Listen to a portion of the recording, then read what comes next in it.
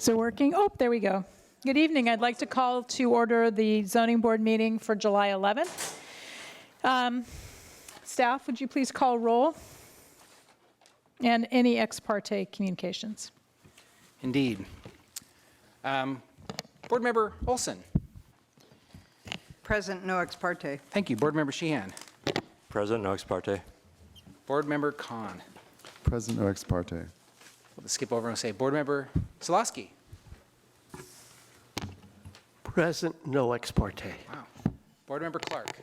Present, no ex parte. Board Member Kim. Present, no ex parte. And Vice Chair Pinkston. Present, no ex parte. Is there anyone here to speak on an item that is not on the agenda? So a public comment period is next. Seeing no one, we'll move on to the consent calendar, which includes the minutes. There's one other item on the consent calendar, which is 1812 University. Is there a motion on the consent calendar, Carrie? I'll try moving the consent calendar. All right, is there a second? Second, and you have the corrections from Igor, right? Yes, and I was going to grab them and read them into the record, or I can just let it go. Oh, There's yeah. Just a couple But We trust you edits. have Right. them. Okay, good. Thank you. All right, there's a motion and a second. Any discussion? All those in favor say aye. Aye. Opposed, abstentions, motion carries. We're now on to the action calendar. So 1812 University Avenue, you have your permit from the zoning board. The first item on the action calendar is 1024 Grizzly Peak Boulevard, which is a new public hearing on a use permit. Staff, do you want to give us a staff presentation? Gladly, and in doing so, I'm going to introduce Lucy Sundelson. She's representing the city for the remainder of the agenda. So the 3 Grizzly Peak projects and then Vicente. You're going to welcome back Lucy Sundelson. I encourage you all to be kind Welcome and back, accommodating. Lucy. Welcome back, Lucy. you. Good to have you here. Is it working? Testing? Yes. Okay. Hi. It's nice to see all of you again. I'm here today from Rincon Consultants, and I thought if it works for all of you, I'd do a presentation for the 3 projects on Grizzly Peak Boulevard. Sure, that'd be great. So just so we're clear, that means that the staff presentation will be on 1024, 1026, and 1028 Grizzly Peak Boulevard. We'll hear the staff report together.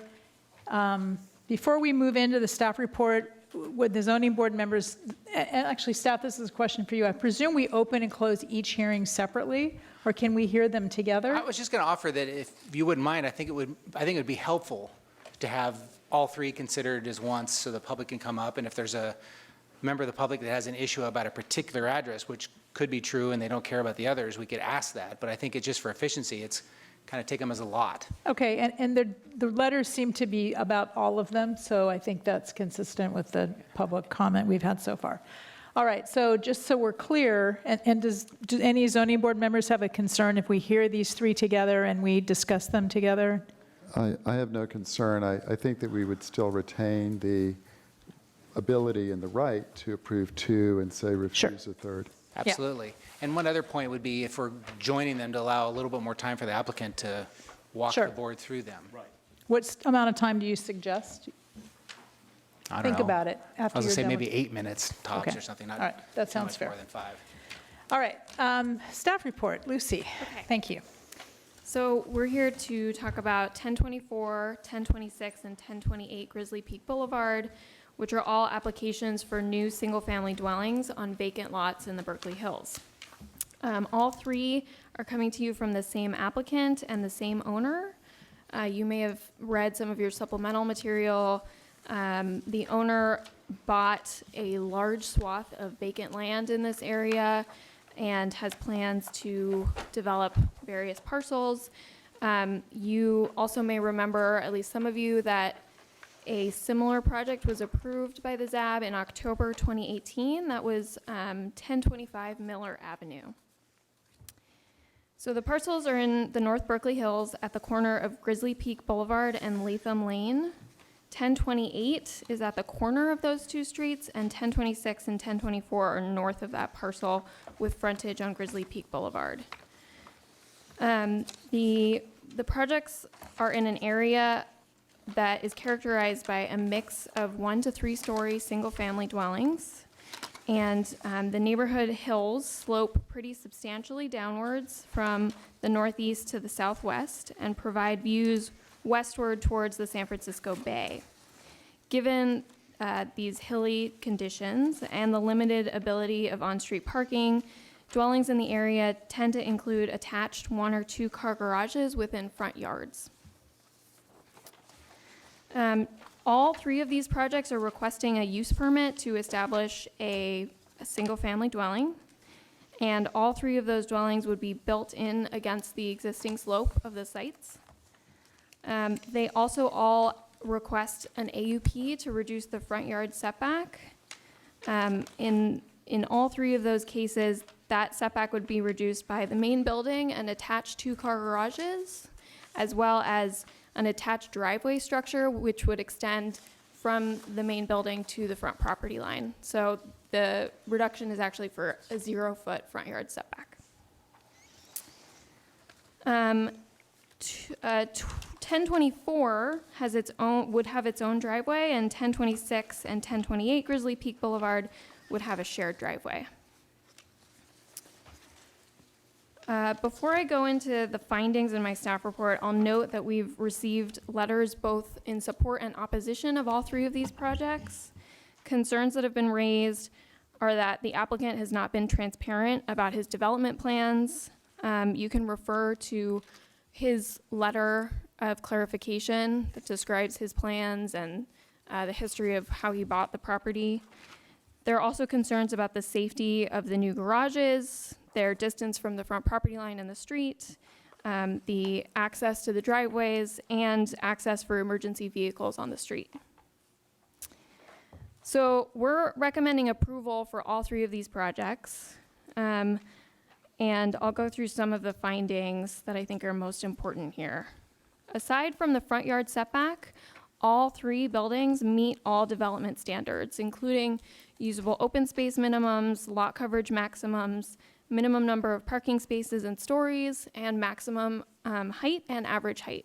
And I want to note that we spent some time going back and forth with the designer to try to reduce the height of the projects. They originally came to the city with requests to exceed average and maximum height requirements.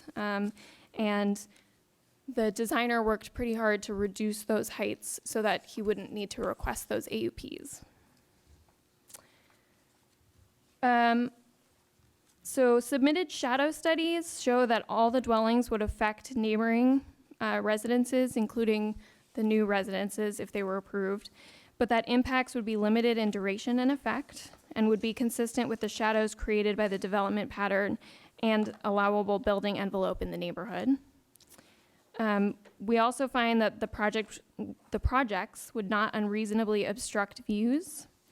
I don't know if any of you have driven by the site, but it currently has a substantial amount of vegetation, including some really large trees that go up above the street by at least 40 feet. In order to develop these sites, the applicant is going to need to remove a lot of that vegetation, which means that the views would likely be the views would be obstructed a lot less, especially given the fact that the buildings would be built in against the slope of the hill. So they would appear much shorter from the street and from east. The height of the buildings would also be consistent with the existing neighboring residences as viewed from Grizzly Peak Boulevard. And given the existing slope on the east side of Grizzly Peak, sightlines from residents to the east would occur over and beyond, and thus would be maintained towards the San Francisco Bay. We're also recommending approval of the AUP to reduce the front yard setbacks. We find that the request is consistent with hillside purposes. The properties slope steadily downward in a manner that limits practical vehicle access to portions of the lot nearest the street. This is a common condition in the hills, especially in this area. And as a result, nearly every parcel that's developed on this street and nearby includes a garage, a carport, or a dwelling within the required front yard setback. I'll also note that the city's traffic engineer reviewed the proposed driveways and garages and signed off on them as safe and accessible.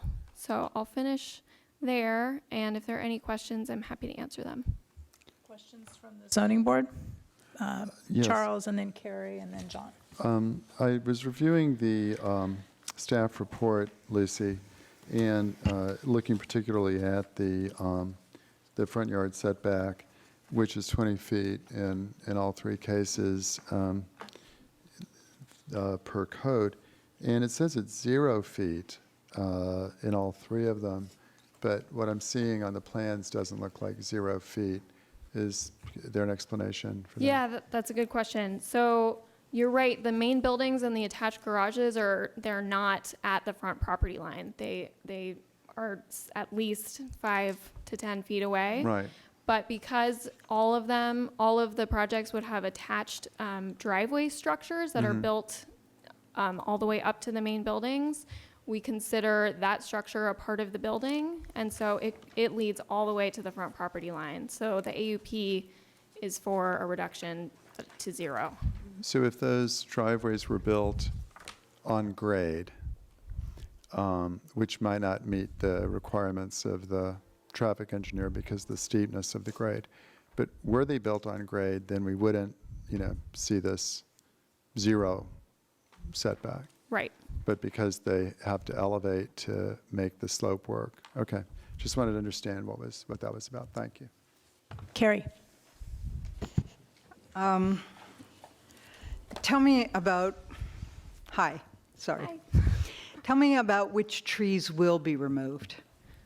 So I'll probably punt that to the architect. I imagine all, if not most, of the trees would be removed. But we did make sure to double check that there are no coast live oak trees on the property, and we've confirmed that. So there are no protected trees there. I understand that. I'm more anxious that those, I call them Roman candles, that the eucalyptus are gone. Then I have a question about whether or not the project for 1024 includes replacement of the border fence with the property next door. Again, I may ask the applicant or owner to address that. I'm not sure if the plan's included or not, but I'll Not let- that I see, so. Okay, I'll let yeah. the architect address that. John? Thank you, Ms. Sondelson. Good to see you. You too. So I'm going to ask you to expound a little bit on the traffic engineer and the safety. Sure. We just had a 7.1 earthquake in Southern California.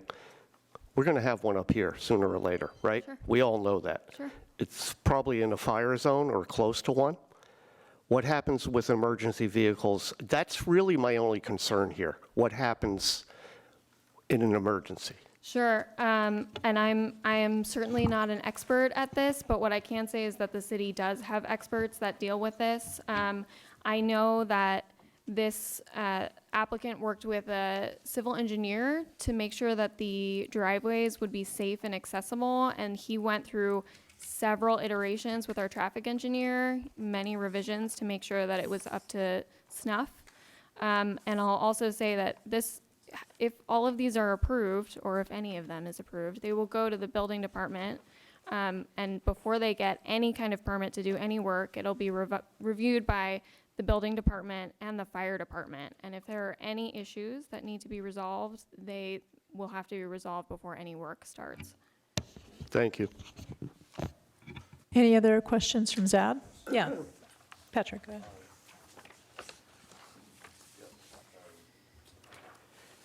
Hi, Lucy. So regarding the front setback, that caused me to puzzle considerably, since there are numbers relative to the use permit, but lack of information as to where those numbers applied. Setbacks weren't shown on related drawings.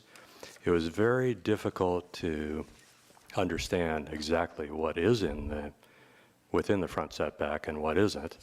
And I think another piece of helpful information would be the immediately adjacent neighbor to the north. Don't know. Is that, compliant as far as setback? Or if it's out of compliance, what portion of that is compliant or out of compliance? So just in general, there weren't even call-outs as to what the setbacks were. So a real lack of information that made it very difficult to understand exactly where the structures are located relative to property lines and setbacks. And furthermore, the story poles, so I think that, I'm framing this in a way of a question to you because it seems like you did spend, or staff did spend, considerable amount of time with the applicant, and perhaps might have been informed or plans reviewed to enhance the level of information to make it clear what's being proposed. Sure. And to compound that, the story poles were I went up there today, saw Carrie, so we were both up at the same time. And story poles were in very poor condition, to the point where, again, it was impossible to read what was where, because the horizontals were all down. So at least for the zoning board, they didn't serve the purpose of erecting the story poles. On the let's see, it's on 24, on the title page, there is a signature block, but there's nothing in it. And were signatures obtained from neighbors as is required? Yes, they And were. where are So those? we've got the original plans that have all the signatures on them. This plan set that you have it's been revised a few times because the applicant and designer has worked with staff. So to again, make- I had no idea. I thought, well, how come they haven't supplied the signature? Yeah, block. I agree that it's confusing. It's pretty typical for plans to come to ZAB without those signatures, but for the signature block to be there. Well, I think that's is- unfortunate because I look for that. I mean, that's a very important piece of the review of a project, is to see what neighbors have to say, right? So Sure.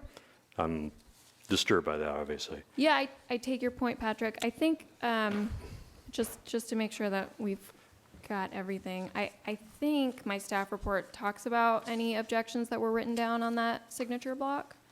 So it says on page 6. Well, I think you understand my point, is that, I do. I take if we your have to point. sort of hunt and peck for the information, it's, just more work and kind of frustrating for us in Sure. review of a project. Other Because I'm questions? accustomed to seeing them on the drawings that are presented to us, and that's the way I would do it, and that's the way I'd like to see it.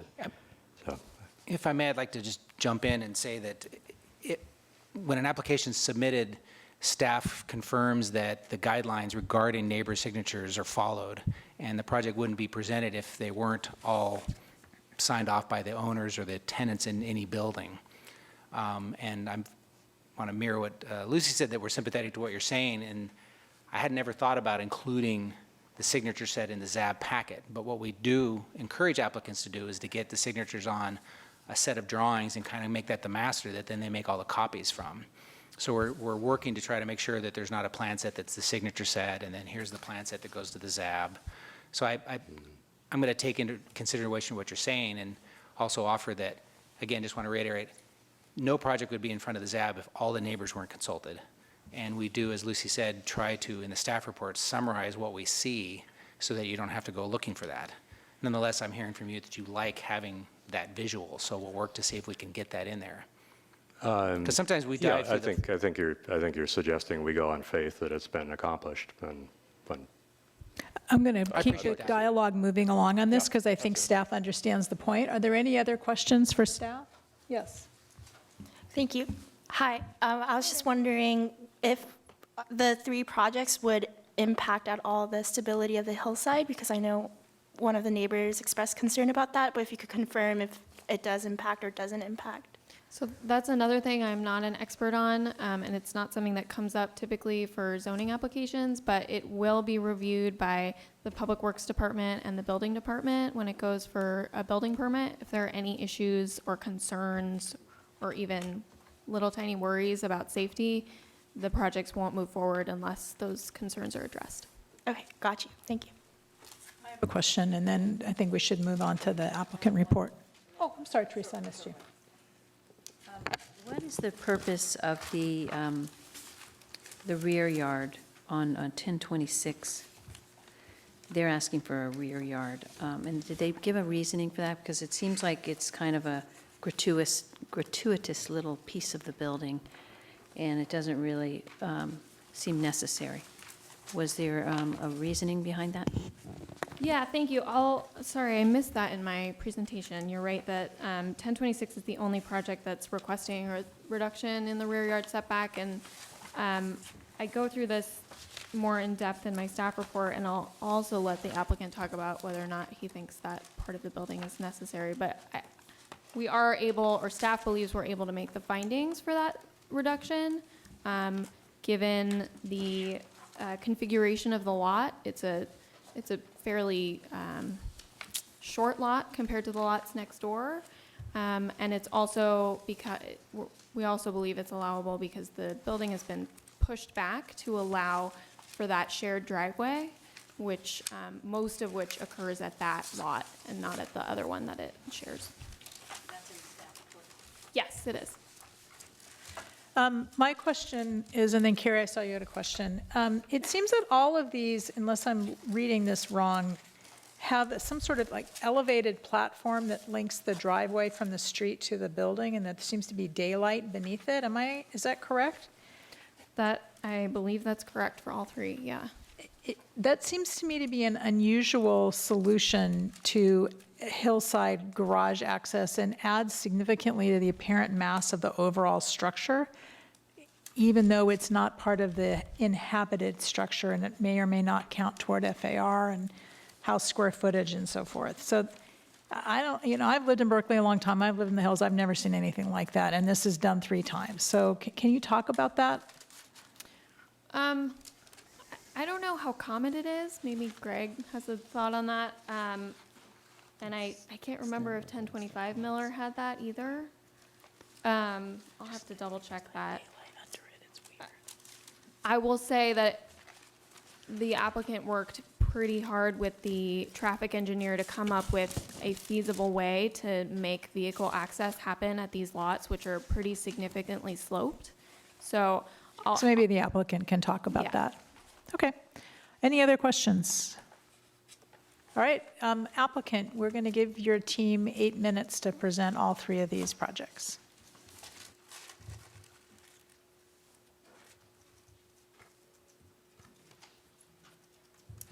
All right, I'll see if I can do it in a lot less than that.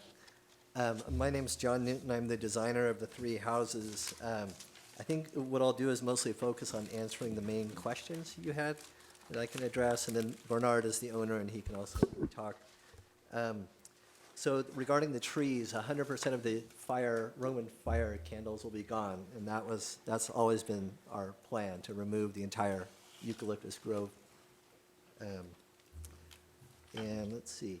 So just as kind of a little bit of a background, we started the design of this years ago when Bernard first got the property. And so Michael Vecchio was a traffic engineer. And so we actually vetted this from the very beginning with Michael and Diana in engineering.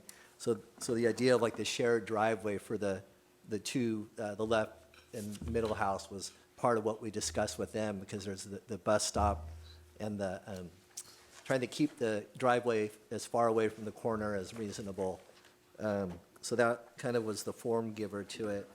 And that is one main reason why the middle house is shoved back, is to allow that driveway to work. Regarding the space under the driveway, the driveways are normal, so those are engineered, per the normal slopes. Due to the grade is so steep, and that just creates this super tall driveway structure. So it's actually better, it's like less massive to actually open it up rather than just enclosing it. because that would be the other choice, is just to close it up, and then you have this cavernous crawl space that, you know, would look even more massive. So by opening up underneath the driveway, it actually allows you to get around the house and actually breaks up the massing. Let's see. Oh, then regarding the fire, so the fire trucks actually don't drive onto these driveways. The fire truck, you know, comes down Grizzly Peak and stops in front of the house, and then they have like a 150-foot hose that they can then protect the house. And then current fire code requires, you know, 1 hour construction in the hills and the houses to be sprinklered. So these houses will end up being much better than any of the old houses that are in the Berkeley Hills. Let's see. Bernard, do you have anything else? Due to setbacks to it, I think one thing that's probably not quite the normal, if you look at the property line, is actually quite a bit back from the current. into the mic so we can catch you? The one thing to take into consideration, I feel the property line is actually some ways back from the street, from the actual curb. So there's the street, there's the walkway, and the property line is another, I think, 7-8 feet back, which is already quite some slope down the hill. So I think that makes it even more necessary for these driveway structures. And also just the house right neighboring to the north, the next one, Grizzly Peak, has a similar driveway structure. It's basically a bridge into the garage from the street. Questions from the board for the applicant team? Therese? So when we're looking at, let's say, for instance, 1026, the driveway itself is what's in the setback? This Correct. driveway structure, is that what you're saying? Correct. The Okay. houses. And the houses are house all is stepped back, so it's really, in 1026, there's really just a small piece of steps and things Yeah, that are in the and- setback. By the way, so all the site plans are dimensioned, so you can see, Yeah. so lot 26 is 25 foot 7.5. And then in 1028, you have the parking is in the setback, and you have that covered. Correct. And it, yeah, it's such a 4 And then in foot. 1024, you also have it covered, the parking. The covered parking, and it's in the setback. But on 1026, it's not really in the setback, is it? That's how I'm 10 reading the drawing, but, The dark line is the line of the building, so all of the garages are within the building, and all the buildings are set back from the property line, so none of the buildings. well, I'm just looking at where none you're of- showing the cars. Yeah, none of the buildings and none of the parking are within, well, I guess 1028 it says 4 foot 11.5. That's the closest. Yeah, so that's the one that's actually in the setback. The other ones are actually, Correct, yeah, the other okay. ones are. I just wanted to make that clear to people, but it's the structure itself that's in the setback to get the driveway over there. Okay, thanks. And then, actually, just throwing out one more thing, and I know I haven't actually been up to the site recently to see the story poles, but if you look at like A3.1, the streetscape, it's pretty compelling. You know, it shows just how low the houses are. You know, all the driveways come off Grizzly Peak, and then the driveways slope down, so it really, you know, the houses are not highly visible from the street. And then if you look at the, Rincon asked us to do view plane diagrams, which I had not done before, but those are also pretty helpful because it shows just, you know, everything on Grizzly Peak or Creston up above, you know, is substantially above these houses. So once the eucalyptus grove is gone, almost every house in the neighborhood is going to have a much better view than they have now. And these houses will not be blocking anybody's view. Are you willing to, is the applicant willing to accept the removal of the Roman candles, the eucalyptus trees, as a condition of approval? Yeah, we're already going to do it, but yes. Okay. Actually, I don't think any of the houses could probably be, or I don't know if any of the eucalyptus could remain, even if you wanted. But regardless, we all want them to go. Good, thanks. Any other questions of the applicant team? We can always bring them back for more questions after the hearing. We do have a few cards, not very many. Carrie and then Patrick. Sorry, I wanted to ask about your border fence with your neighbor to the north. Yeah, so that's something we didn't address. I don't think we talked about that. Mo Wright is actually here. We will gladly talk to him and replace the fence when construction is done and get a new fence between our two properties. No problem at all. And again, would you mind if that was a condition of approval? That's totally fine.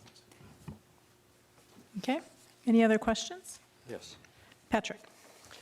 Well, I'm just looking over the dimensions relative to the setback. So what I'm seeing is that 1026 seems to be the only one where the principal structure or enclosed parking or covered parking is not encroaching the 20-foot setback.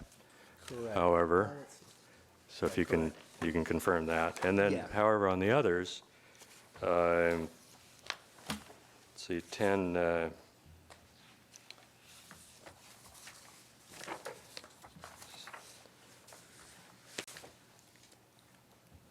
I saw on one, sorry, a 10-foot something dimension to the structure from the property line, and another saw 8-foot something. Right. Can you confirm those dimensions? Yeah, so it's 1024 is 8'10", 1026 is 25 foot 7.5.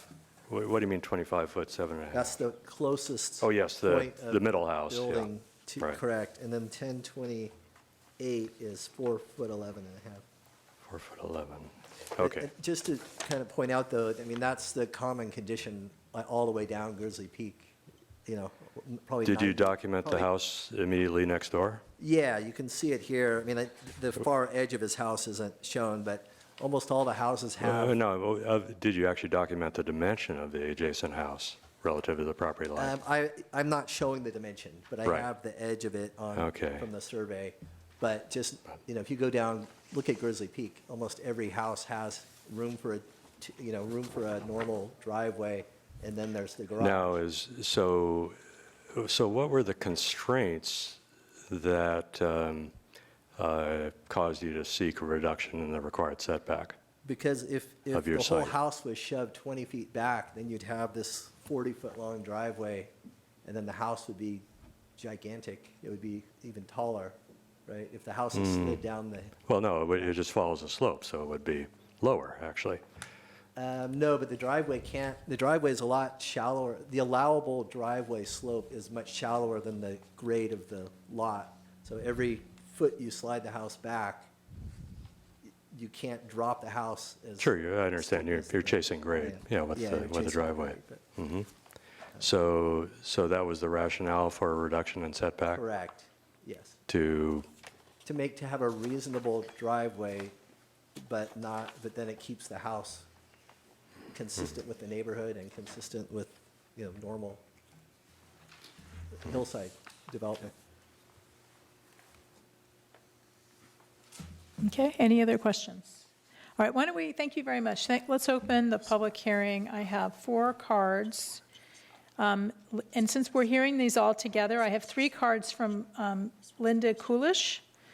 So I think probably what we should do is give folks testifying like 4 minutes so they can touch on all 3 if they have separate points. because most of these, you pretty close. Well, typically, the applicant gets twice the amount of time as the public hearing. So why don't you come forward, take your 4 minutes, we'll see how you do, and then I also have Morris Wright.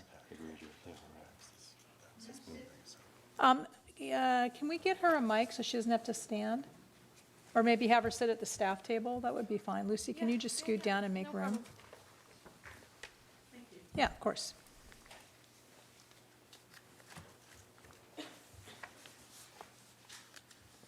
Actually, Linda, just as I'm thinking, typically we give people 2 minutes per item. So why don't we give you 2 per item, so 3 items, 6 minutes? Thank you. Okay.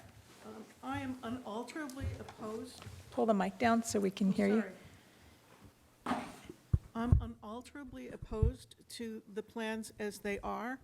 I don't think the city of Berkeley needs 8 more kind of shoddily built 3-story McMansions, one at more than 4,500 square feet and the 2 others nearly 4,000 square feet.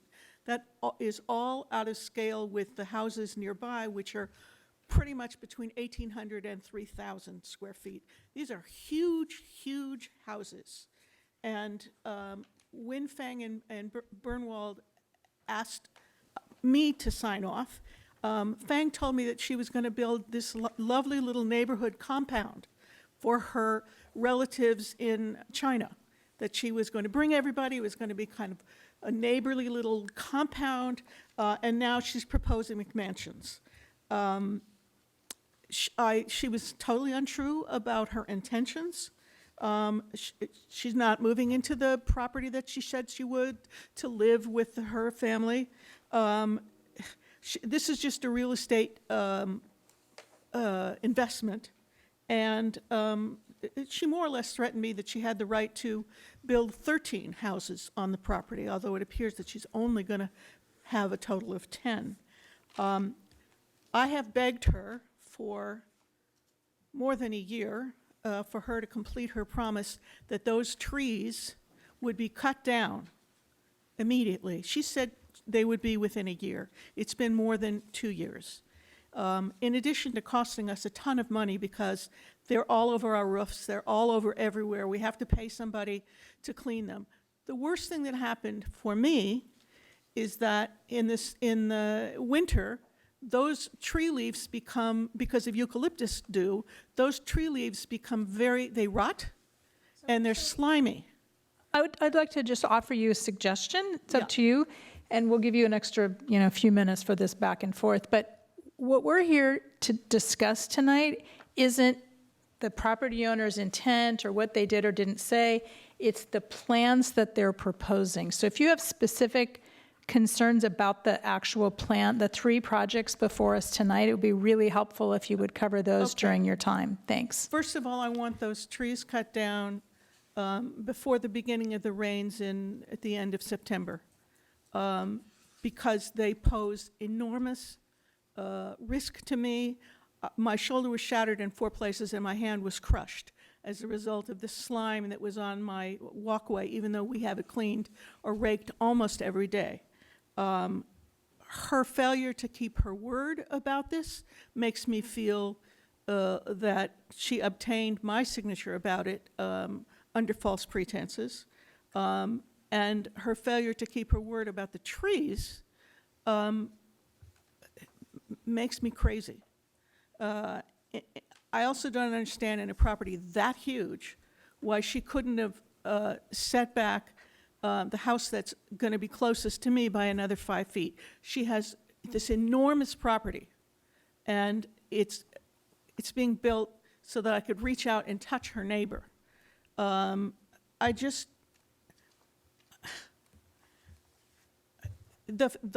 fence had huge gaps, not huge, okay, had 2-foot or 1-foot gaps because they nailed those things, those boards, onto the fence, and so they pulled back.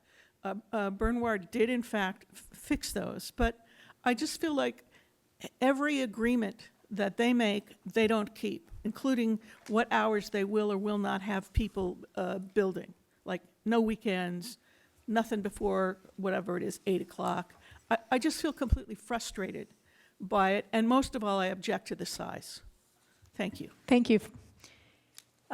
Next person from whom I have a card is Morris Wright. And then if anyone else is here to testify on this project, if you could please give, or either any one of these 3 projects, if you could submit your card to staff so we can get you during the hearing.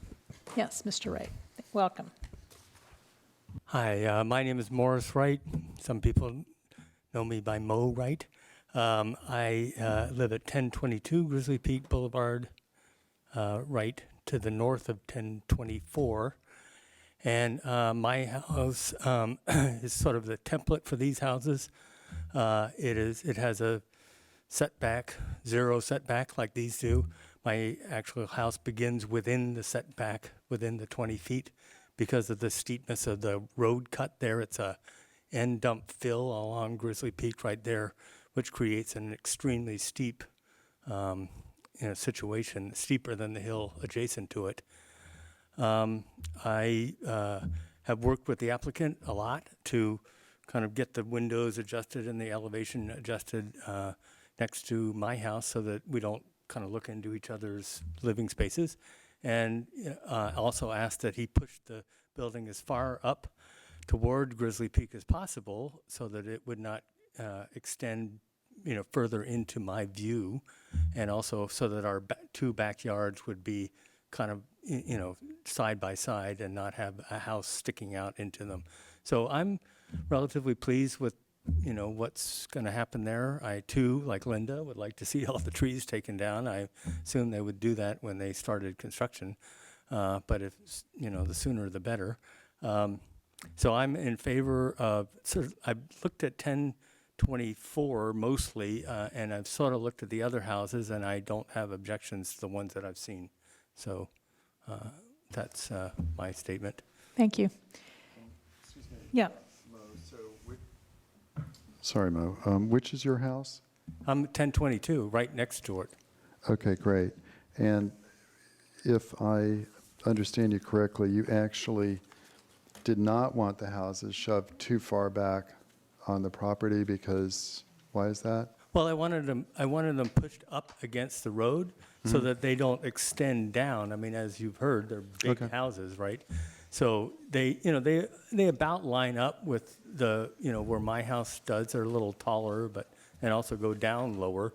So, pushing them closer to the street into the setback. And, there isn't a house on Grizzly Peak between this lot and Marin that isn't in the setback. It's just, they just don't. For similar reasons, yeah. Yeah, you just can't build in this, with the 20-foot setback along the Grizzly Peak. Well, thanks for coming down tonight. Thank you. Right. So that concludes the public hearing, unless there's someone we've missed. I don't see anyone else. So I'm going to close the public hearing and bring it back to the zoning board for discussion and proposed actions. I'd like to move to approve the 3 projects as submitted with the condition that those eucalyptus trees get taken care of as soon as possible. We could negotiate a date, but anyway, that's. as soon We as actually, and possible. just so you know, it's not, what we're approving is this project permit. We're not doing any kind of abatement on trees that exist. So the best way to get the trees out of there is to get this building under construction quickly. The tree removal isn't in our hands. It's not in our purview, the timing of it. Obviously, we can require that they be removed as a condition of building, but that means they actually have to go build something, just for your information. Point of Okay, Carrie information? had a, yeah. Point of information? Can I ask staff, should we take these one at a time For voting, yeah. for voting? I just am uncomfortable with voting on them as a block. Okay.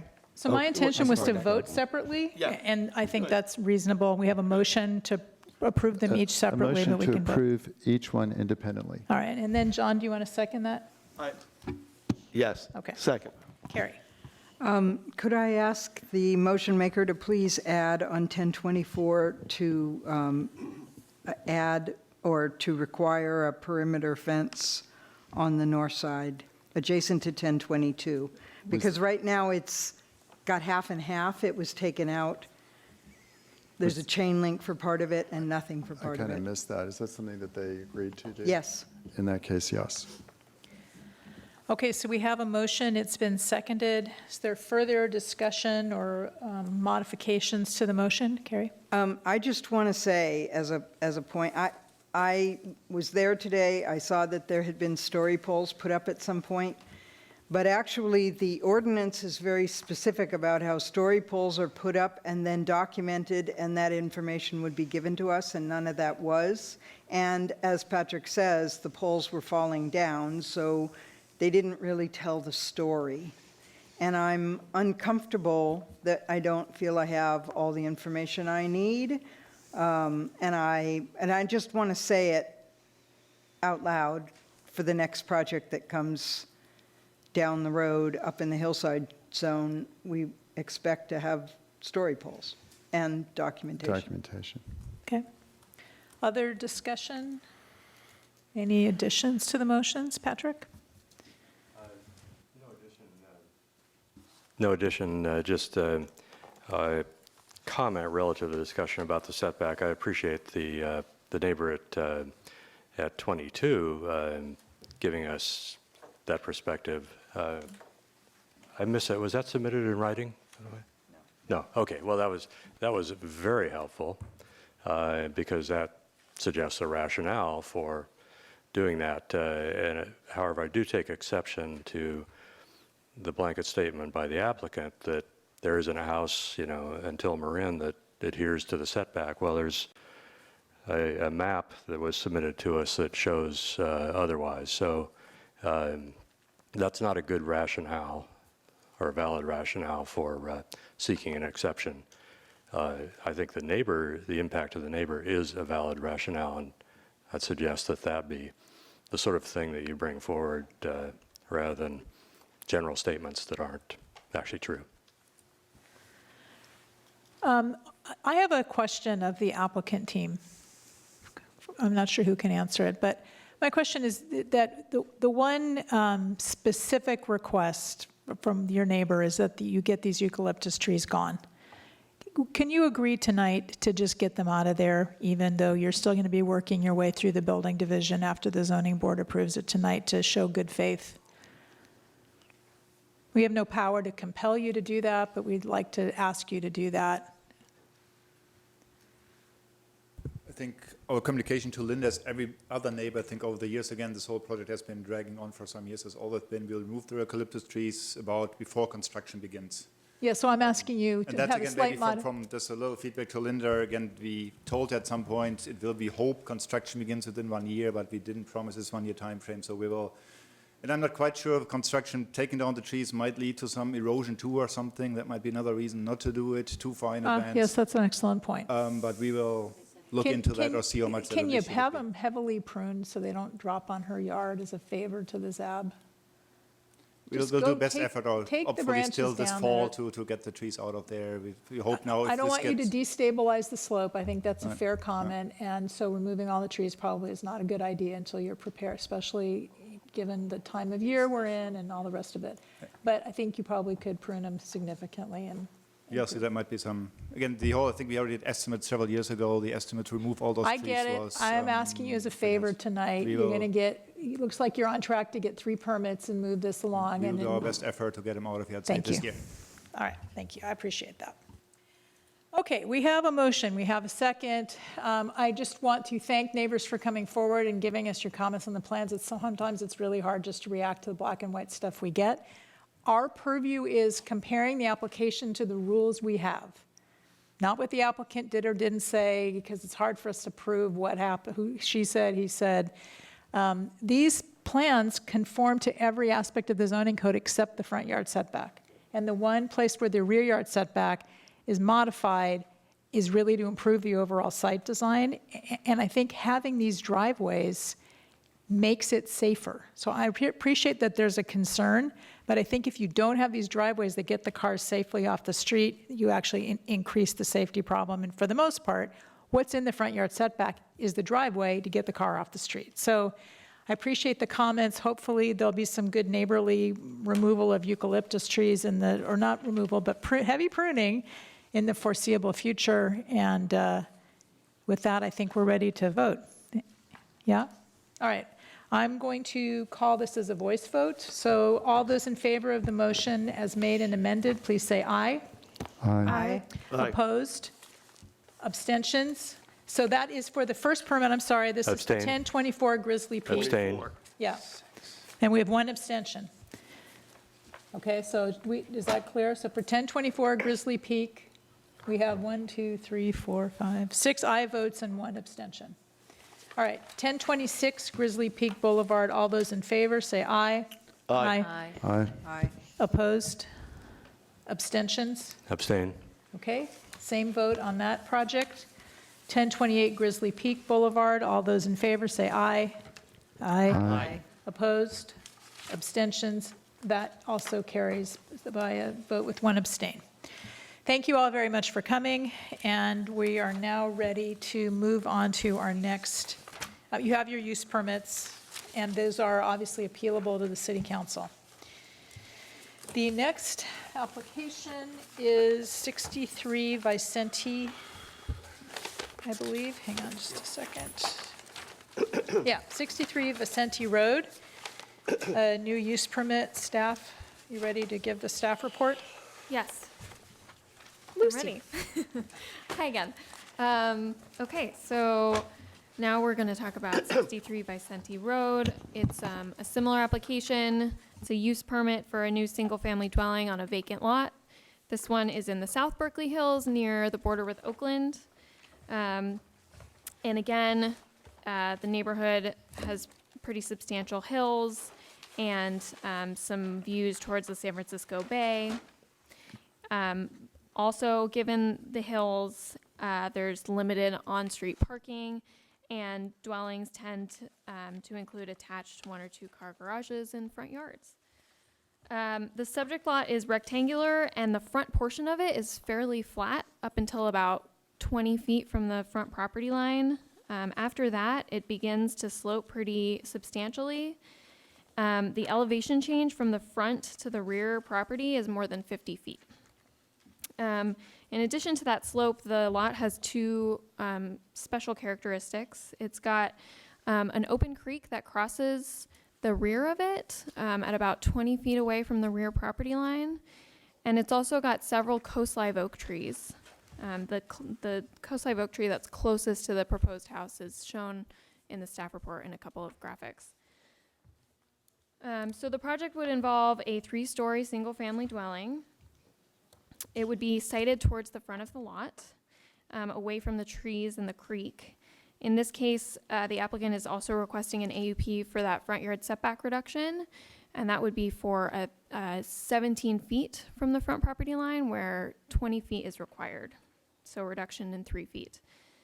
And the dwelling would have a contemporary design with rectangular forms and gray aluminum windows, brown ceramic tiles, dark and light gray plasters, and a flat roof. So we are recommending approval again for this one for similar reasons. Aside from the front yard setback reduction, the project meets all applicable development standards, including usable open space, lot coverage, parking spaces, number of stories, and height. We also find that the project would not unreasonably obstruct views. While there are some views from the, various areas in this neighborhood, the vegetation that is near the creek, including those coast live oak trees, limits the views from the subject property and the neighbors on either side of it. The erected story poles show that the proposed building would be built into the existing slope so that it would be consistent with the height of the existing neighbors on either side and not be taller than existing trees to the west. So views from the east would be maintained, especially since the neighbors to the east are at a significantly higher elevation. We're also supporting the AUP to reduce the front yard setback. For similar reasons, the property is flat towards the front, as I mentioned, which means that vehicle access makes the most sense towards the front of the lot.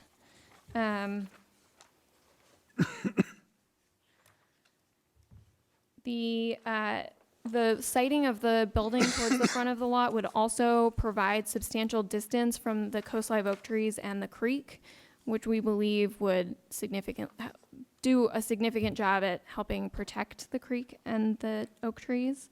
I also want to note that we've included some extra conditions of approval that are noted in the staff report, and I can go through them if you want, but they are intended to protect the oak trees and the creek during construction and after construction when the building is being operated.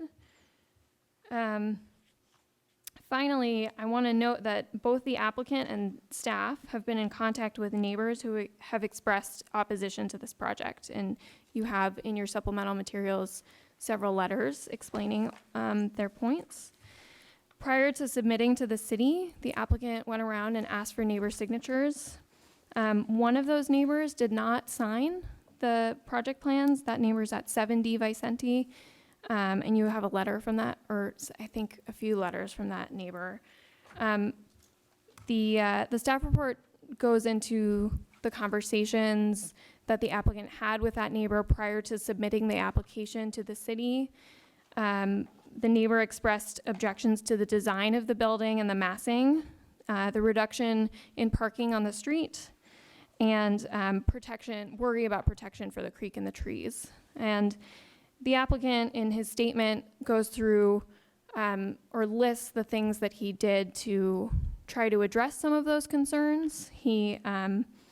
The building was reduced in size and height, in gross floor area and height. He also provided some additional setbacks. Despite all of this, the neighbor did not sign the plans. I also want to note that the city has received several letters expressing objections, which are primarily focused on the design of the building and its compatibility with the existing built environment in the neighborhood. Given these objections, I want to reiterate the reasoning in my staff report for the approval recommendation, including my finding that the project would be compatible with the surrounding neighborhood. The neighbors have said in their letters that the predominant design aesthetic in the neighborhood is Mediterranean, including sloped and tiled roofs. They're right. You can see on the front page of the plans, I think, that the two houses on either side of the project have that Mediterranean style, and it's also throughout the neighborhood, including behind the house. It's all over. However, my staff report also notes that the aesthetic in the neighborhood varies fairly widely. There are several modern houses in the vicinity, including one right across the street. It's true that it doesn't have a flat roof, but there are other houses with flat roofs, a few houses down.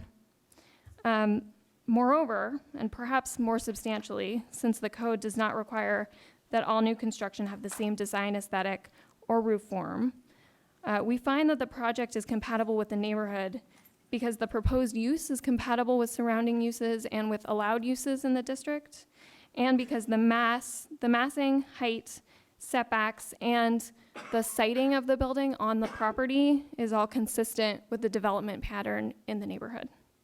In other words, staff finds that the proposal is consistent with the development pattern in the neighborhood and the purposes of the R1 and H districts. So I'm here to answer questions. Thank you for the presentation. I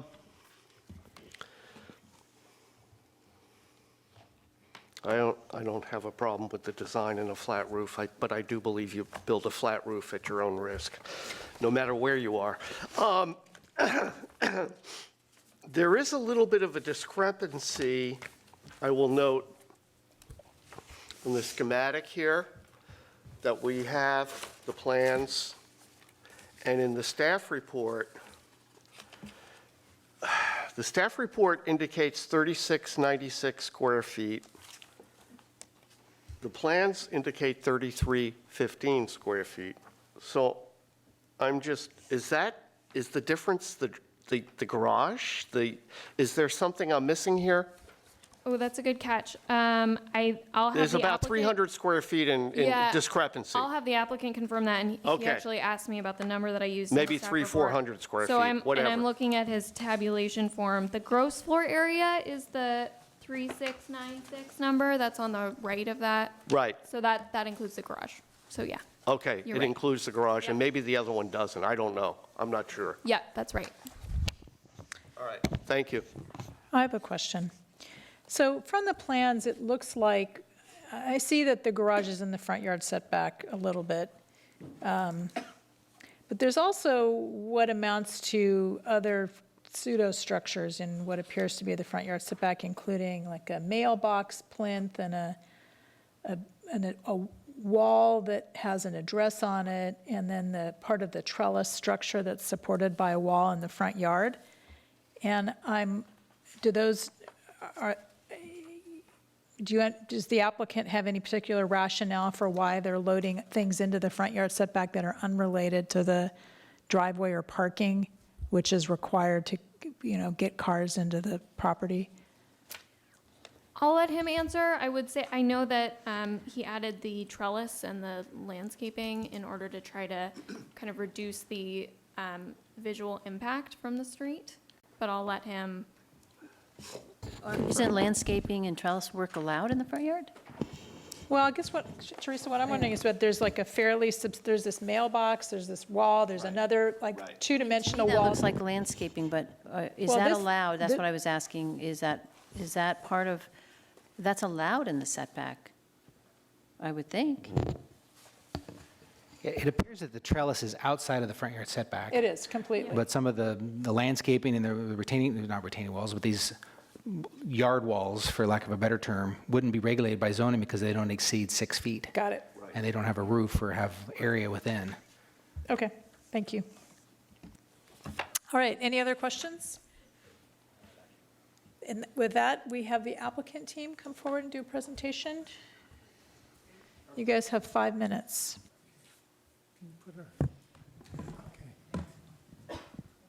Well, hello.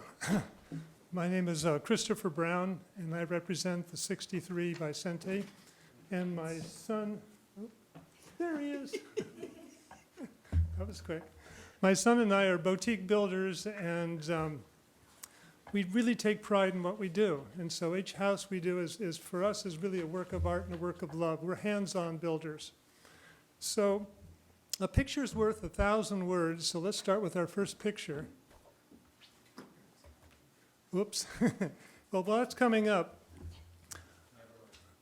Always the IT. always the technology.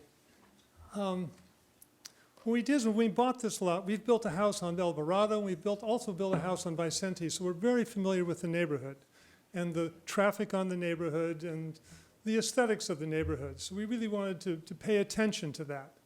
So when we saw the lot, it was a beautiful lot, but we had concerns about the tree, the oak tree, that mature tree right in the middle of the lot. So we hemmed back and forth, could we design a house that would be compact enough to give the tree space and not to be in the front setback? So it's really the tree that's predicating that the house be as far forward as we are. So that was the constraint we've been on.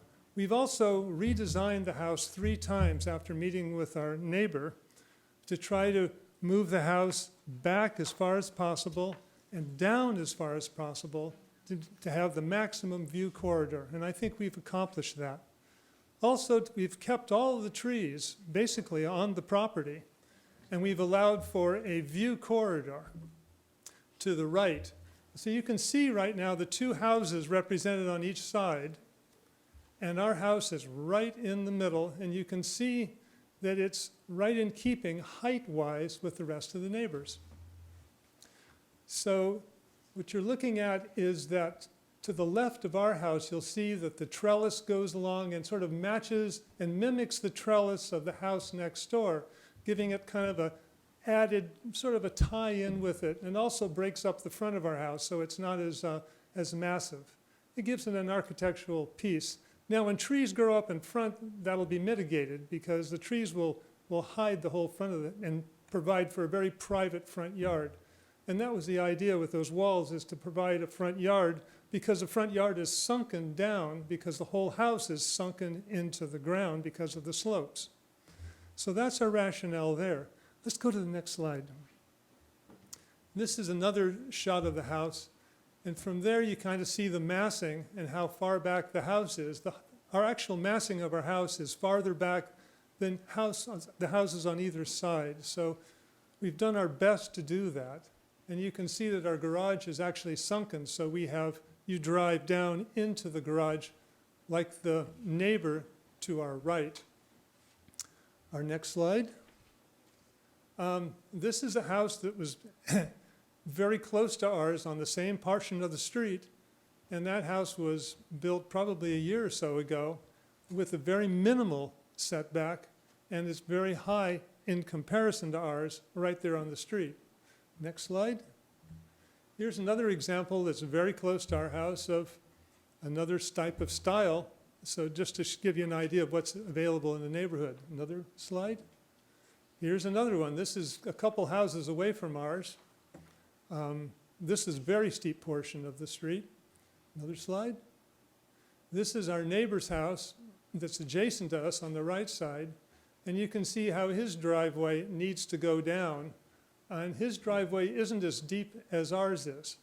So we've actually pushed ours back far, as far as we could. Next slide.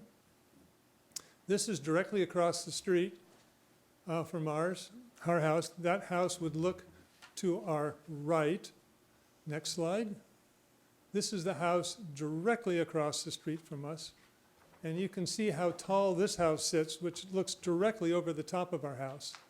And we wanted a flat roof mainly because it doesn't obstruct any views, and we wanted to maximize the views. Next slide. Here's another house that would be impacted, and yet again, they are high enough to look directly over, and their San Francisco view is not hurt at all in this case. Next slide. This is another example of a very short setback. Next slide.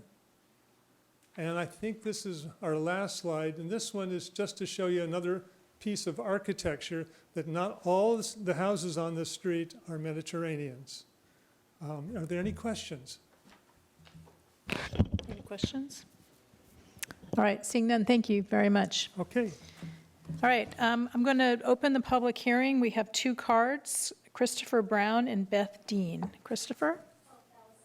Oh, sorry. Beth Dean?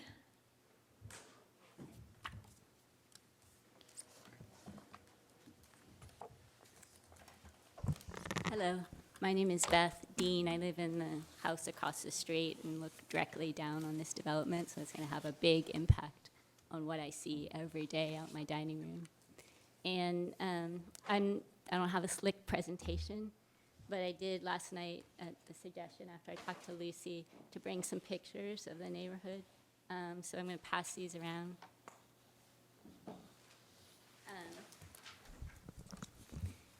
This developer is coming to a very established neighborhood that was built with a lot of care after the 1991 fire, and dealing with people that have lived there a really long time.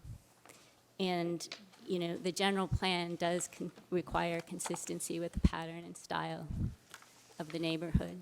If you look at those pictures, you can see that the predominant style is this Mediterranean feel. And the roof gives it the roofs that are pitched and have tile give the whole neighborhood a very soft, warm feel. The house that's being stuck in the middle of the two houses that have been pointed out is very chunky, very massy, and it really, I'm going to look down at a flat roof as opposed to the beautiful tile that I see every day, as is my neighbor who also sent in a letter, who is, several of those houses he showed are opponents. The house that is the only one that's been called out is similar within the vicinity of what Lucy said was the applicable neighborhood, actually does have a tile roof, and was probably required by this very body at the time it was built for consistency. So I would ask that you really consider that. One of my neighbors that is concerned, whose house was up on there, is out of the country. This was a very short public comment period. I would ask you to consider continuing so she could come and speak, because she asked me to say that. I would also, just point that the houses that were pointed out in the slick presentation, they're actually in Oakland. They're not even in Berkeley. So it's a little bit of a mischaracterization of the neighborhood per se. It's a neighborhood that has some parts of Oakland and some parts of Berkeley, but it's strange to me that that would be the visual that was presented at this hearing. So, I want to say I think it would go a long way if there was more time spent on working on this design to make it more compatible with the people that live there. This developer knew the constraints.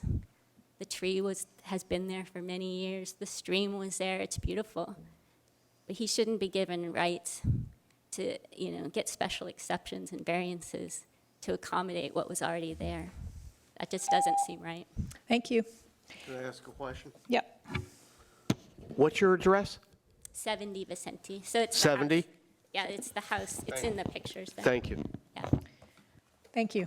I have one more card from John Newman. John knew something. Thank you.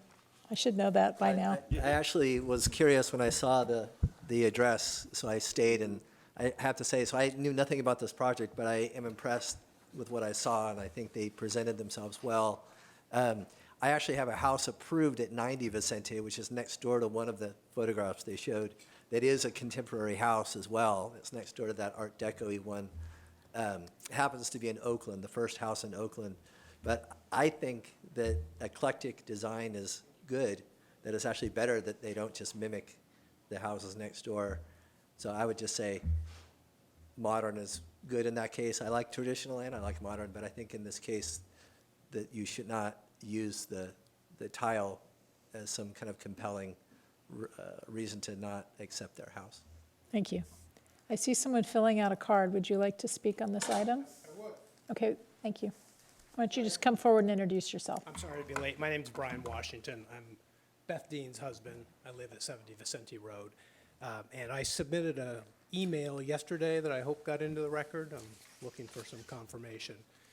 But it just included 2 pictures that I took from our house, which, you know, show the vacant lot in the middle, the 2 houses with tiled roofs on the left, the 2 houses with tiled roofs on the right.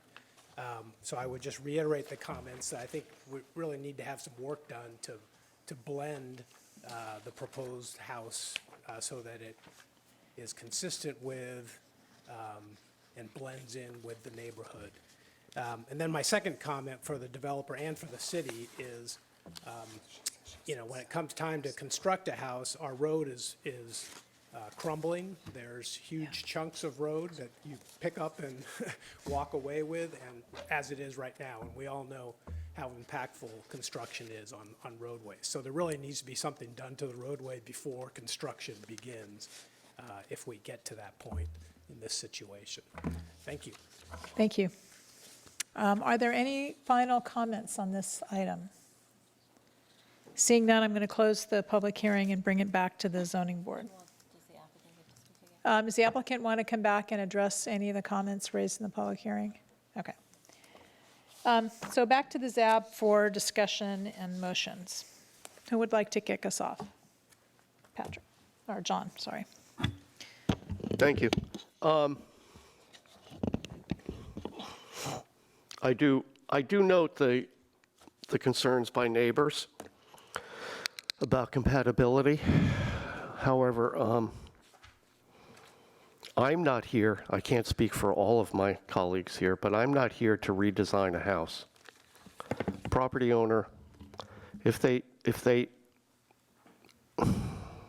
adhere to the standards of their residential zoning, and except for the front setback, they are adhering to everything that I can see. And the difference is 3 feet, 20 versus 17 feet, and there are good reasons to do that, as was explained.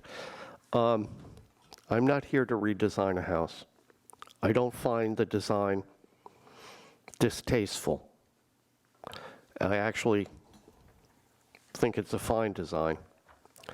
I do note the neighbors' concerns, but neighbors don't get to design somebody's house. That's actually not your purview. So I'm not sure what we do about that. You could go to council, you could go to the planning commission and get some changes to the zoning ordinance to explicitly state what is acceptable and what is not acceptable. But a property owner has some rights within the zoning code. And as far as I can see, they have met most, if not all of those. I'm going to move the item for approval. I'll second. So there's been a motion made and seconded. Further discussion, comments? Patrick? Well, I did go by the site today, and I can fully appreciate the coherent kind of cluster of Mediterranean design houses on the downslope side of Vicente. It is actually kind of a remarkably harmonious collection of houses, and I think that deserves consideration and respect. However, I think a modern house is, can be a fitting neighbor, and, it's entirely, and we've seen examples on Vicente where there are fitting modern neighbors that are working with more traditional design. So it's not an impossible accomplishment. However, I do find, and once the applicant requests an exception to the zoning code, I think that does open up consideration of the whole.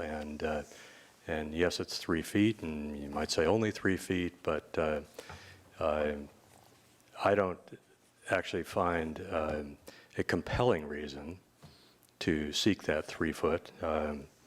There's approximately a 3-foot jog on the downhill side of the structure that that could be slid forward to meet the adjacent wall, and you'd have the same net space without affecting the oak tree. So it can be accomplished, and I don't see that it's an undue hardship in any regard to do so. Now, that being said, I don't think that necessarily, gives much back to the neighborhood. From the house across the street up the hill, the 3-foot shift is not going to be particularly dramatic. However, what I find dramatic about this design is the raised central hallway, which I personally find, and I'm speaking as an architect, gratuitous and unnecessary. And I think, to my eye, that forms, an everlasting affront to the immediate neighbor. So I say, and I'm not redesigning, I'm just making a suggestion that, I would have no problem with the 3-foot reduction in setback if the hallway roof were brought into plane with the rest of the roof. I think that would actually be a significant improvement on what the uphill neighbors look at every single day. And as it stands, I think it's, it can be seen or felt as a gesture to the neighborhood and not a pleasant one. So I would support approval with that change, but I'm not requesting it, I can't demand it, but I do suggest it. Okay, Teresa. Yeah, my comment is that we don't have style design guidelines in our neighborhood. We're not a Santa Barbara that might have those kind of design guidelines where, you'd have tile roofs everywhere and stucco everywhere. So Berkeley has always had a very eclectic style, in all the neighborhoods. And we understand that, kind of a desire to maybe have that, but I think having an eclectic style is more in keeping with, our neighborhoods. And I actually find the proportions and the front yard and the way that the garage works with as a nice composition. I don't feel that the modern design is unattractive. I feel it's a very attractive design. It's not a tile roof, but I think it's going to be a nice addition to the neighborhood. So I'd like to support it. Okay. Anyone else? Carrie? My in-laws lived on this block before the fire, and their house was modern. It also didn't have much of a setback. So I don't have any problem with there being a modern house there. I agree that looking out on a sea of tile roofs is really nice, but it's actually kind of miraculous to me that as many have been built as have been, considering we don't have any design guidelines that require them. That said, I agree with Patrick about the central hallway, and it would be a wonderful gesture to your neighbors to bring that down and make it a more gentle addition to the neighborhood. That's all I have to say. Any other comments? Charles? I appreciate that perspective, Carrie, and your feeling about it too, Patrick. I want to say, we see a lot of designs, both traditional and contemporary, for homes here. I was struck by the proportion, the thoughtfulness of the facade, the way that you have the horizontal lines, the vertical lines. It's got a certain Stil kind of reference that's really appealing. I really like that central element, because I think that it's that sort of central thing, because they've got the line running across it that breaks it, and I think they got the line here and they've got something going there. So I would hate to see it go, actually. It steps forward a little bit from the other wall, which breaks up the mass of the wall behind it. So I think it's really beautifully designed, and if we were reviewing it in a design review, which we don't review single-family homes, it would receive my personal endorsement as designed. Yes. Just really quickly, since everyone seems to be wanting to approve, I just wanted to give my reasons of why I wanted to approve. I don't think this project is, significantly out of the ordinary, seeing that the only AUPs were the 3 feet in the setback. And also, I appreciate the applicant's efforts to, preserve the oak tree. And, I think that's in character with the neighborhood. So I'm down to approve the project. Okay.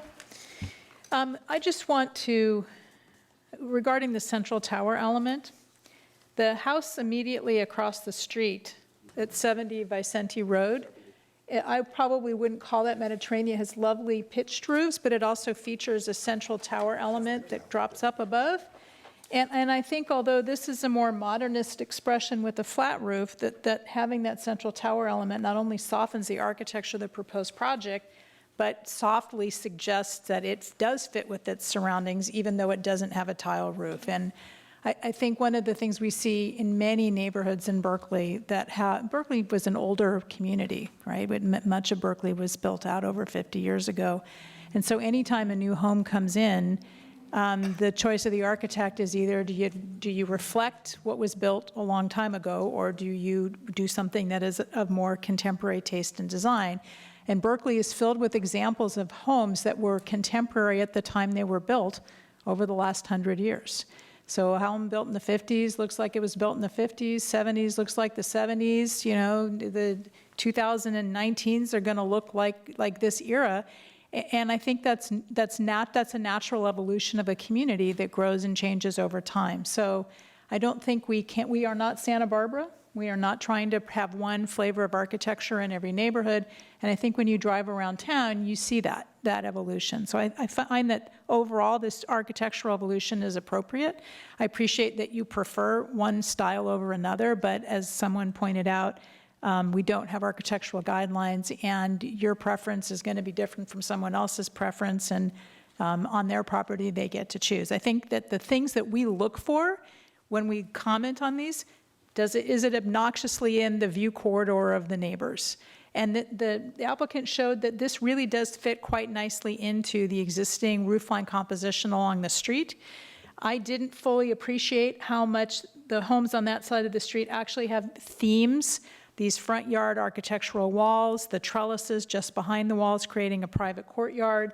And this house echoes some of those designs, so that even though it's not Mediterranean with a tile roof, it actually does pick up detailing in the neighbors around it, which is a lovely gesture towards trying to fit in a new way. So I personally thought this was a thoughtful design, particularly after the applicant's presentation, which I found very helpful. And I'm prepared to support the motion as made without a modification to the tower element. Is there any further discussion? Okay, so we have a motion, it's been seconded. Let's Call the question. Let's call a question. So all those in favor of the motion as it's made, please say aye. Aye. Aye. Aye. Aye. Opposed? Abstentions? Abstain. Motion carries with one abstention. So thank you very much. You have your permit. Thanks for coming to speak to us. And I believe that's it on the agenda. Let me find my agenda. We have 2 subcommittee reports before the evening's over. It's only 8:30, so we can get them in before the captioners break.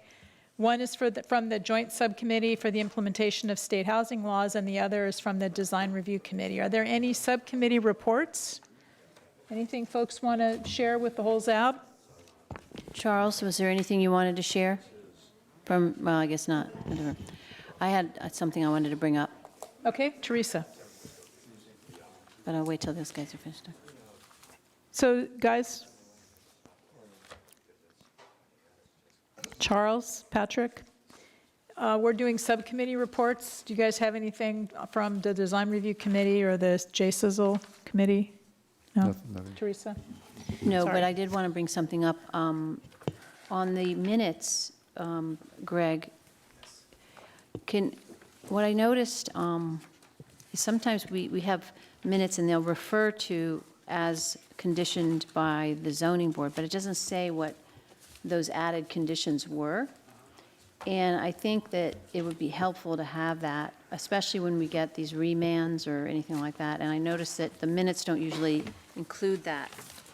And it actually came up because of another project where the staff never put it into the final conditions of approval for a project. So is that possible to do? Because you say approved with modifications to the findings and conditions of approval, but we don't know what those are. Can we have another page or another part of the minutes that remind us what those were? Because those are the ones that we really care about making sure we got right in the minutes, and we don't have any place to look for those.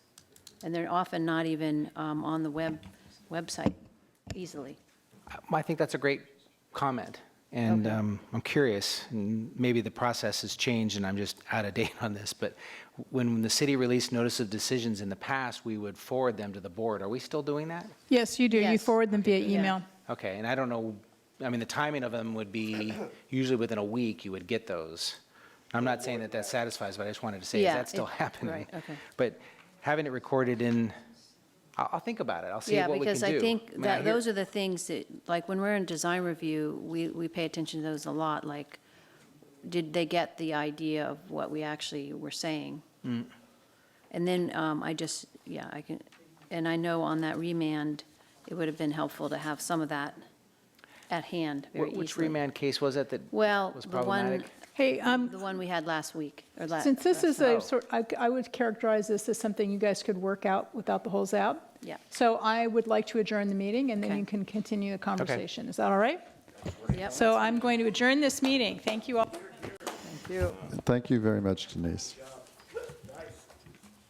I think we had compensation for the last, what is it, it's 8:30? Oh, my God. Thank you, Lucy. Good job. Yeah, And thanks, good to Lucy. see you again. Is it Blue Bend just beyond? I know. Good job. Thank you.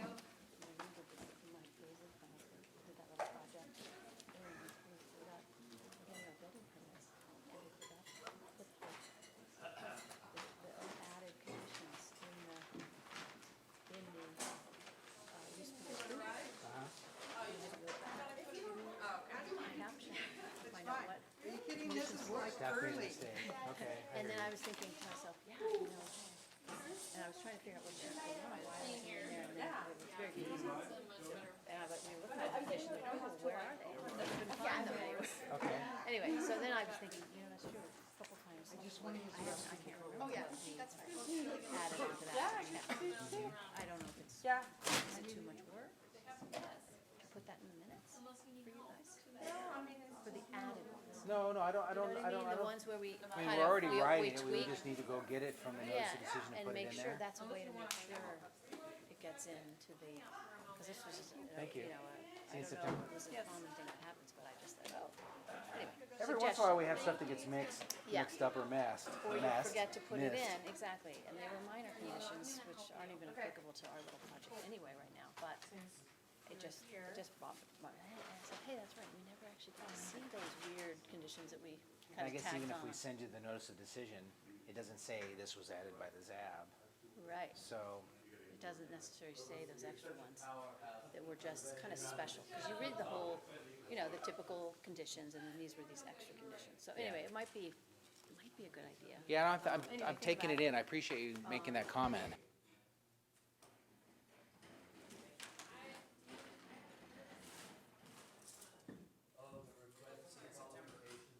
Really, that long?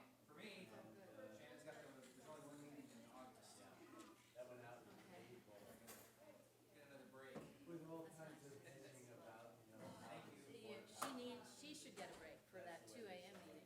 Yeah, that was a doozy. That was a doozy. That was a really